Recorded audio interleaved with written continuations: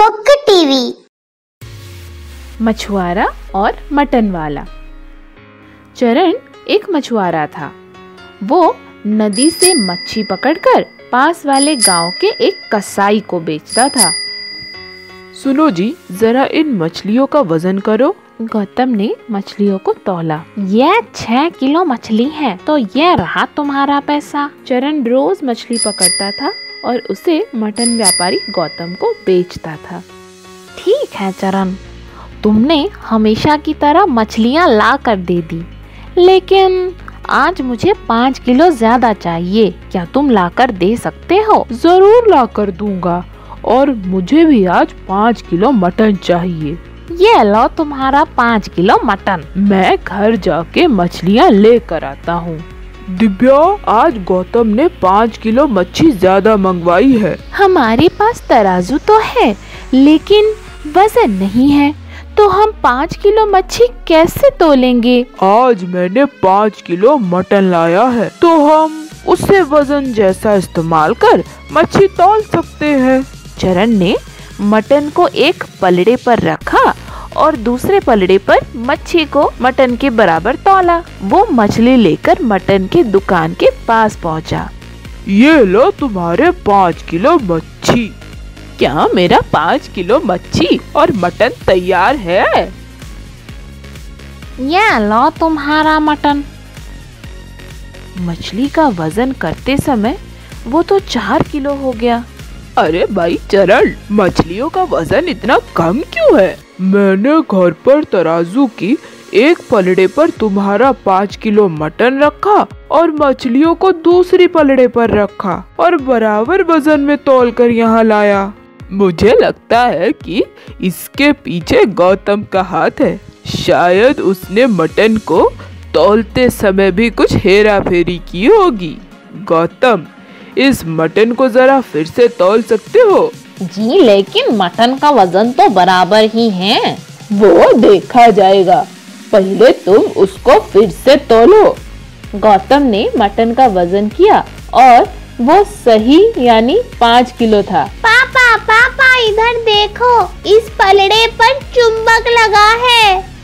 हरीश ने जब चुंबक हटाया तब मटन का वजन कम हो गया। गौतम, आज तक तुम चुंबक से वजन घटाकर मटन बेचते आ रहे हो। हम में से कोई भी अब तुमसे कुछ भी नहीं खरीदेगा। मुझे क्षमा कर दो, आज से मैं ईमानदारी के व्यापार करूंगा। इस कहानी से हम ये सीखते हैं कि हमें अपना काम हमेशा ईमानदारी के साथ करना चाहिए, नहीं तो वो काम लंबे समय तक नहीं चलेगा। अंडा चोर। करण राजू के मुर्गी पालन में काम किया करता था।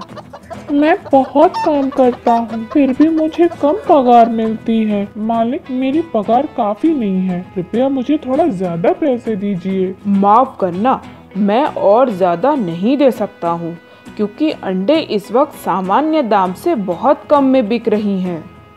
मुझे नहीं लगता कि मेरी पगार बढ़ाई जाएगी। मैं अंडों को छुपा लेता हूँ और बाद में मैं उनको बेच दूंगा। करण ये सोचकर पालन से कुछ अंडों को एक पौधे के नीचे छुपा दिया। करण ने रोज उस पौधे के नीचे कुछ कुछ अंडे छुपाए। अब तक बहुत अंडे इकट्ठे हो गए हैं। जब मालिक नहीं रहेंगे तब मैं इनको बेच दूंगा। कुछ दिनों बाद, यहाँ पर इतने अंडे क्यों हैं? ठीक है, हम इन पर बैठते हैं और चूजों को निकालते हैं। कुछ दूसरी मुर्गियाँ भी उन अंडों पर बैठकर उनकी मदद की। करण, इतने कम अंडे क्यों हैं? क्या कोई हमारे अंडे चुरा रहा है? किसी ने भी हमारे अंडों को नहीं चुराया है, क्योंकि मैं यहाँ पर पहरा दे रहा था। ठीक है, अगले हफ्ते मैं बाहर जा रहा हूँ, तो तुम्हें ही इस मुर्गी पालन का देखभाल करना होगा। ठीक है जी। करण ने सोचा कि जैसे ही उसका मालिक निकल जाएगा, वैसे ही वो उन अंडों को बेच देगा। 2 दिन बाद जब करण और उसका मालिक उस मुर्गी पालन में थे, तब कई सारे चूजों और मुर्गियां पौधे के पीछे से निकलने लगे। मुझे लग रहा था कि कोई हमारे अंडों को चुरा रहा है, लेकिन मुर्गियां ही अलग जगह में अंडा दे रही थी। मुर्गियों की कीमत अंडों से ज्यादा होती है, इसलिए हम आज से अंडे की जगह मुर्गियां बेचेंगे। और करण, आज से तुमको सामान्य पगार से 500 रुपए ज्यादा मिलेंगे। महोदय, मैंने उन अंडों को छुपाया ताकि मैं उनको बाद में आपकी जानकारी के बिना बेच सकूं।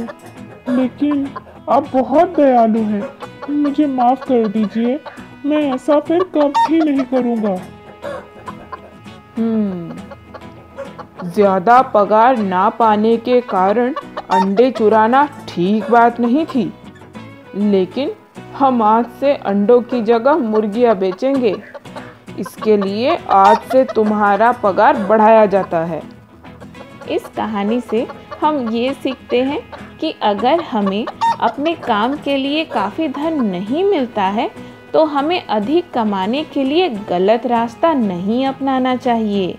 हमें याद रखना है कि अगर हम परिश्रम और ईमानदारी से काम करें तो हमको अपने आप ज़्यादा धन प्राप्त होगा। होशियार गधा। रमन ने बाजार तक सामान पहुंचाने के लिए एक गधा पाल रखा था। रमन, मेरे नमक के बोरियों को बाजार ले आना। ठीक है, मैं उनको बाजार ले आऊंगा। बाजार तक नमक की बोरियों को पहुंचाने के लिए रमन को एक नदी पार करना पड़ता। जब गधे ने नमक की बोरियों के साथ नदी पार की, तब नदी की गहराई के कारण नमक पानी में घुल गई और बोरियों की वजन कम हो गई। रमन, नमक इतना कम कैसे हो गया भाई? जब गधा नदी में नमक की बोरियां ढो रहा था, तब नदी की गहराई के कारण नमक पानी में घुल गई। ऐसा फिर से नहीं होगा। अगले दिन, रमन, आज मेरी रुई की बोरियों को बाजार ले आना। ठीक है, मैं उनको बाजार ले आऊंगा। इस बार रुई की बोरियों को बाजार तक सही सलामत अच्छी अवस्था में लेकर आना। हाँ, मैं इस बात को जरूर ध्यान में रखूंगा। रमन ने रुई की बोरियों को गधे पर चढ़ा दिया और वे दोनों बाजार की ओर चल पड़े। मेरा मालिक सोचता है कि मैंने जानबूझकर नदी में नमक के वस्ते को भिगाया ताकि वो हल्का हो जाए, तो इस बार मैं कम गहराई वाली जगह से नदी पार करूंगा ताकि रुई सुरक्षित रहे। ये सोचकर उस गधे ने कम पानी वाली जगह से नदी पार की। वाह, हमारे गधे ने बोरियों को बिना भिगोए नदी पार की। हमारे पास बहुत होशियार गधा है। महोदय, मैं इन दिनों बहुत परेशान हूँ। तुम क्यों परेशान हो? जी, अब मेरे पास पैसा होता है तब मैं सुखी हो जाता हूँ, संतुष्ट रहता हूँ। लेकिन जब मेरे पास पैसा नहीं होता तब मैं असंतुष्ट रहता हूँ और मन की शांति नहीं होती है। तो हर वक्त सुखी और बिना चिंता के साथ रहने का कोई तरीका है? देखो बेटा, ये गधा क्या करता है। वह गंदे कपड़ों को नदी तक पहुंचाता है। उस गधे के चेहरे को देखो, क्या वो गंदे कपड़े धोते हुए तुम्हें परेशान दिख रहा है? और आज शाम को इसी गधे को नदी से लौटते हुए भी जरूर देखना।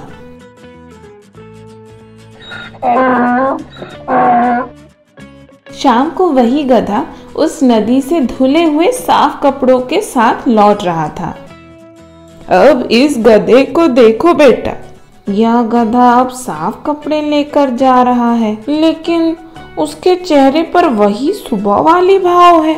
जैसे ये गधा गंदे कपड़े धोते हुए दुखी नहीं था और ना ही साफ कपड़े धोते समय बहुत सुखी, वैसे ही हमें इसी तरह अपनी जिंदगी जीनी चाहिए। हम इस कहानी से ये सीखते हैं कि अगर हमारे जीवन में परेशानी आए तो हमें ज़्यादा दुखी नहीं होना चाहिए, और अगर कुछ अच्छा हो तो हमें अधिक खुशी भी नहीं होनी चाहिए। हमें हमेशा संतुलित जीवन जीना चाहिए।